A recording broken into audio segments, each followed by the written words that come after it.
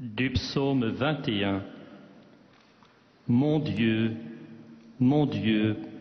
pourquoi m'as-tu abandonné? Loin de me sauver, les paroles que je rugis. Mon Dieu, le jour j'appelle et tu ne réponds pas. La nuit, point de silence pour moi. Et toi, le Saint, qui habites les louanges d'Israël, en toi nos pères avaient confiance. Confiance, et tu les délivrais. Parole du Seigneur, nous rendons grâce à Dieu.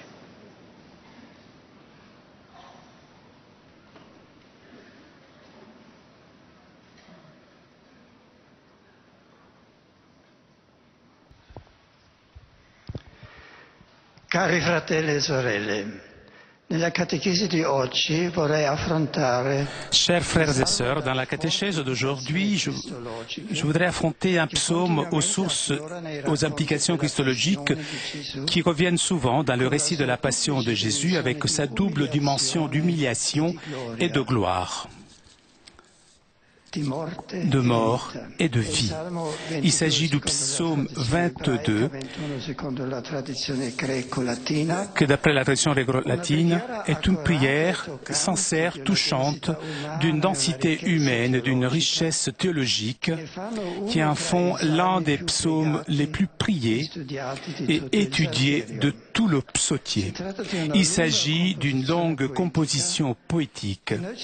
Nous nous arrêterons tout particulièrement sur sa première partie, centrée sur la lamentation, pour approfondir quelques dimensions significatives de la prière de supplication à Dieu.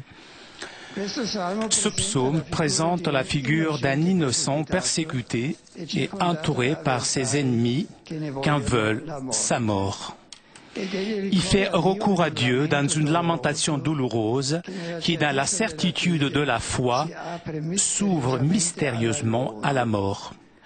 Dans sa prière, la réalité angoissante du présent et la mémoire consolatrice du passé s'alternent. Dans une prise de conscience de sa propre situation désespérée, qui cependant ne veut pas renoncer à l'espérance. Son cri du début est un appel adressé à un Dieu qui semble éloigné, qui ne répond pas et qui semble l'avoir abandonné. Mon Dieu, pourquoi m'as-tu abandonné? Le salut est loin de moi que je rougis. Je t'appelle le jour et la nuit, et tu ne réponds pas. La nuit, il n'y a pas de trêve pour moi. Le Dieu se tait. Et ce silence déchire l'âme de Laurent, qui incessamment appelle sans avoir réponse. Les jours et les nuits se succèdent. Une recherche d'un mot, d'une aide qui n'arrive pas. Dieu semble tellement éloigné, indifférent, absent. La prière demande écoute et réponse, sollicite un contact, cherche une relation qui puisse donner du réconfort, du salut. Mais si Dieu ne répond pas, le cri d'aide se perd dans le vide. La solitude devient insupportable. Pourtant, Laurent de notre psaume, pour 3 fois dans son cri, appelle le Seigneur, mon Dieu, dans un acte de confiance et de foi. Malgré les apparences, le psalmiste ne peut pas croire que le lien avec le Seigneur se soit complètement interrompu. Et alors qu'il demande le pourquoi d'un abandon présumé incompréhensible, il affirme que son Dieu ne peut pas l'abandonner. Comme l'on sait, le cri du début de psaume, mon Dieu, pourquoi m'as-tu abandonné,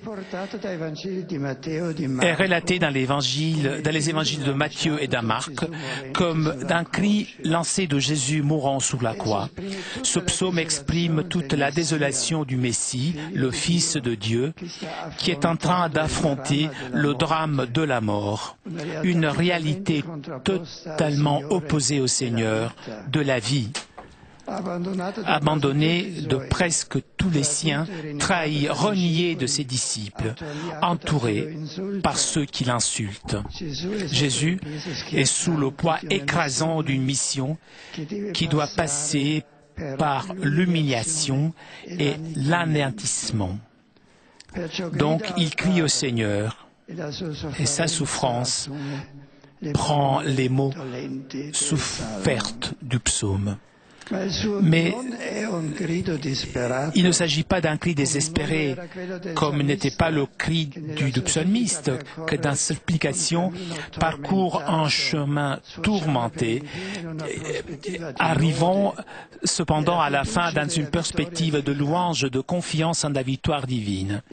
Et puisque dans l'utilisation juive, citer le début d'un psaume impliquait aussi une référence à tout le poème, la prière déchirante de Jésus, tout en gardant sa forte charge de souffrance, s'ouvre à la certitude de la croix.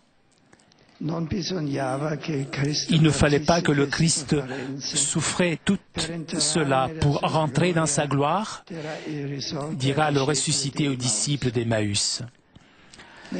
Dans sa passion, en obéissance au Père, le Seigneur Jésus traverse l'abandon et la mort pour arriver à la vie et la donner à tous les croyants. À ce cri du début de supplication dans le psaume 22, ce début est suivi par le souvenir du passé. En toi eurent confiance nos pères. Ils eurent confiance et toi tu les as libérés. Ils s'adressèrent à toi, ils furent sauvés. Ils eurent confiance en toi et ils ne furent pas déçus. Ce Dieu que le psalmiste semble si éloigné et cependant le Seigneur miséricordieux qu'Israël a toujours expérimenté dans son histoire. Le peuple à qui le rang appartient a été l'objet de l'amour de Dieu et peut en témoigner sa fidélité. En commençant par les patriarches et ensuite en Égypte et dans leur long pèlerinage dans le désert, dans la permanence dans la terre promise, en contact avec des populations agressives et ennemies, jusqu'au moment sombre de l'exil. Toute l'histoire biblique a été une histoire de cris et d'aide de la part du peuple et de cris d'aide de la part du peuple et de réponses salvifiques de la part de Dieu. Le psalmiste fait référence aussi à la foi inébranlable de ses pères qui eurent confiance. Pour 3 fois, cette expression est répétée, sans jamais être déçu. Maintenant, toutefois, il semble que cette chaîne d'invocation confiante et réponse divine se soit interrompue. La situation du psalmiste semble démentir toute l'histoire du salut, en rendant encore plus douloureuse la réalité présente. Mais Dieu ne peut pas se démentir. Et voilà alors que la prière revient à décrire la situation pénible de Laurent pour amener le Seigneur à avoir pitié et intervenir comme il avait toujours fait dans le passé. Le psalmiste parle de lui comme d'un ver et pas comme d'un homme, déchet des hommes, méprisé des gens. Il est bafoué, moqué et blessé justement dans sa foi. Qu'il s'adresse au Seigneur, qu'il le libère, si vraiment l'aime, disent. Sous les coups de l'ironie et du mépris, semble presque que le persécuté perde ses propres connotés humains, comme le servant souffrant dont on parle du livre d'Isaïe, et comme le juste opprimé dans le livre de la sagesse, comme Jésus sur le calvaire. Le psalmiste est mis en question. Le psalmiste voit mis en question son rapport avec son Seigneur dans sa vision cruelle et sarcastique de ce qui est en train de le faire souffrir, le silence de Dieu, son absence. Et pourtant, Dieu a été présent dans l'existence de Laurent avec une proximité et une tendresse indéniables. Le psalmiste le rappelle au Seigneur, c'est toi qui m'as sorti du giron et tu m'as confié au sein de ma mère. À ma naissance, j'ai été livré à toi. Le Seigneur est le Dieu de la vie qui fait naître et accueille le nouveau-né. Il en prend soin avec affection d'un père. Et si auparavant on avait fait mémoire de la fidélité de Dieu dans l'histoire du peuple, maintenant le priant revient sur sa propre histoire personnelle de rapport avec le Seigneur en remontant au moment significatif du début de sa vie. Et là, malgré la désolation du présent, le psalmiste reconnaît une proximité et un amour divin tellement radicaux qui peut maintenant s'exclamer dans une confession pleine de foi et génératrice d'espérance du giron de ma mère. C'est toi, mon Dieu. La lamentation devient maintenant une supplication sincère. Ne sois pas éloigné de moi, puisque l'angoisse est proche et personne ne pourra m'aider. L'unique proximité que le psalmiste perçoit et qui l'effraie est celle de ses ennemis. Il est donc nécessaire que Dieu devienne proche, puisque l'ennemi entoure le priant. Ils sont comme des taureaux puissants, comme des lions qui ouvrent leurs mâchoires pour dévorer. L'angoisse peut altérer la perception du danger, le faisant grandir. Les ennemis semblent invincibles. Ils sont devenus des animaux féroces, dangereux, alors que le psalmiste est comme un petit ver de terre, impuissant, sans défense. Mais ces images utilisées dans le psaume nous servent aussi pour dire que lorsque l'homme devient brutal et agresse son frère, quelque chose d'animal s'empare de lui. Il semble perdre toute semblance humaine. La violence a toujours en elle quelque chose de bestial. Et seulement l'intervention salvifique de Dieu peut rendre l'homme à son humanité. Maintenant, pour le psalmiste, objet de cette agression féroce, il semble ne plus y avoir d'issue, et la mort commence à s'emparer de lui. Je suis comme l'eau versée.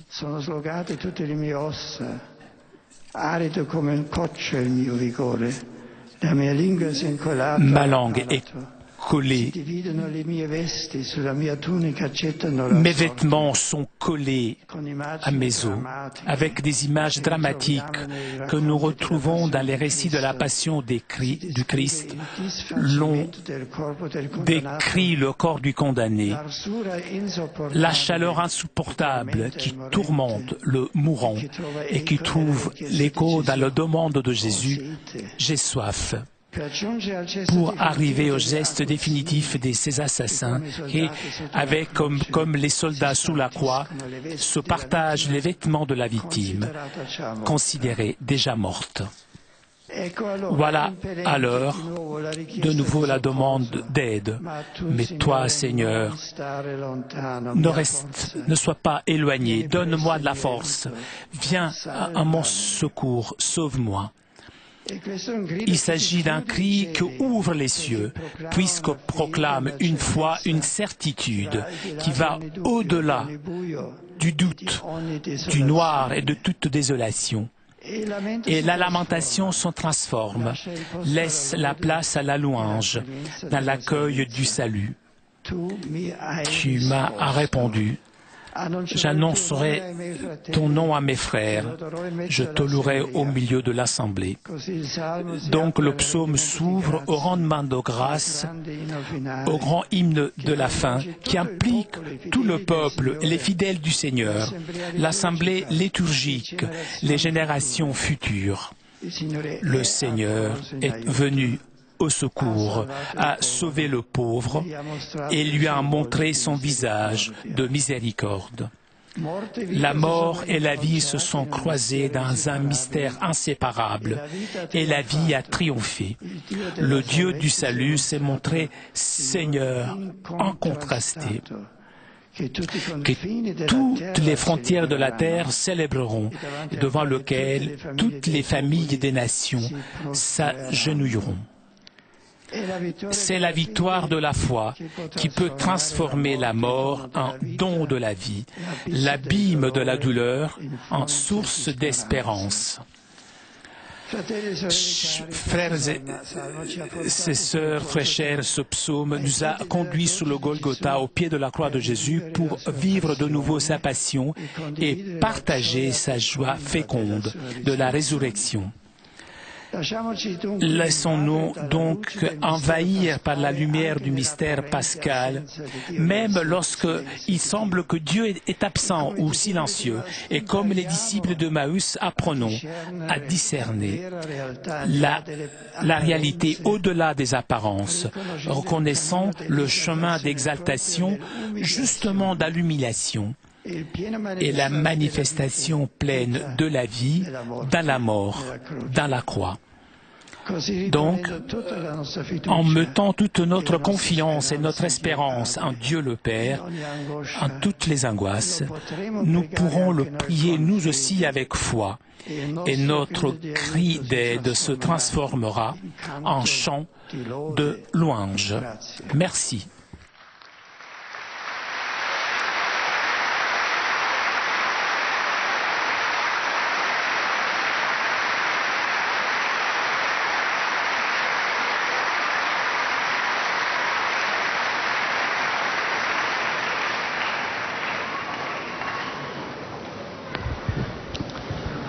Très Saint-Père, les pèlerins de langue française sont heureux de vous exprimer leurs sentiments respectueux et leur filial attachement.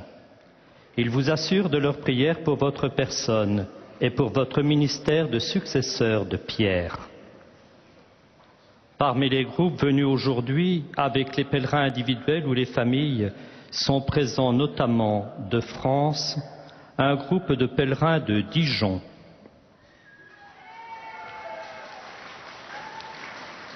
un groupe de pèlerins de Sainte-Pazanne, un groupe de pèlerins de Corté-Ajaccio, de Belgique, un groupe de pèlerins de Gand.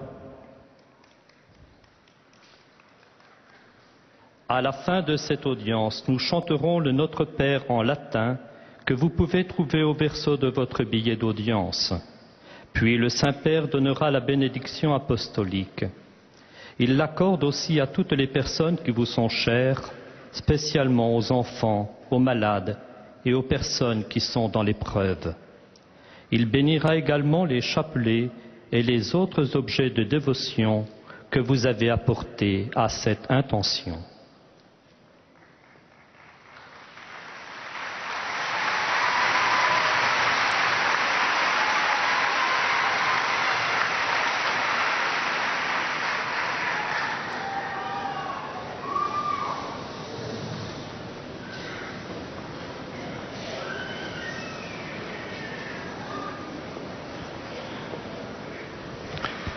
Chers frères et sœurs, nous méditons aujourd'hui le psaume 22, l'un des psaumes les plus étudiés et priés, car de grande portée christologique.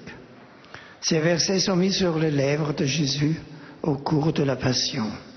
Ils portent en effet la double dimension d'humiliation et de gloire, de mort et de vie. Dieu, mon Dieu, pourquoi m'as-tu abandonné, crient les psalmistes, aux prises avec la réalité angoissante du présent et la mémoire consolante du passé. Il ne veut pas renoncer à l'espérance. Pourtant, Dieu se tait. Mais malgré ce silence, il sait que son Dieu ne peut l'abandonner. Tout au long de l'histoire biblique, nous voyons Dieu répondre aux appels de son peuple en apportant le salut. Faisant mémoire de la foi de ses pères qui eurent confiance, sans jamais être déçus, le psalmiste relie alors son histoire personnelle depuis sa naissance. Dans la certitude de la foi, sa plainte douloureuse s'ouvre mystérieusement à la louange. Il reconnaît la présence de Dieu dans sa vie, même aux heures les plus sombres. Chers amis, nous aussi, dans la prière, nous apprenons à discerner la réalité au-delà des apparences. C'est la victoire de la foi, capable de transformer la mort en don de la vie, l'abîme de douleur en source d'espérance. Je salue cordialement les pèlerins francophones, particulièrement les groupes de Dijon, de Saint-Pazanne et de Corte-Ajaccio, et les pèlerins venus de Belgique. Quand nous traversons l'épreuve, n'oublions pas de nous confier à Jésus, qui a connu l'angoisse et la souffrance. Appuyez-nous sur la foi des autres et sur la foi de l'Église, qui témoigne de la fidélité de Dieu. Je vous bénis de grand cœur,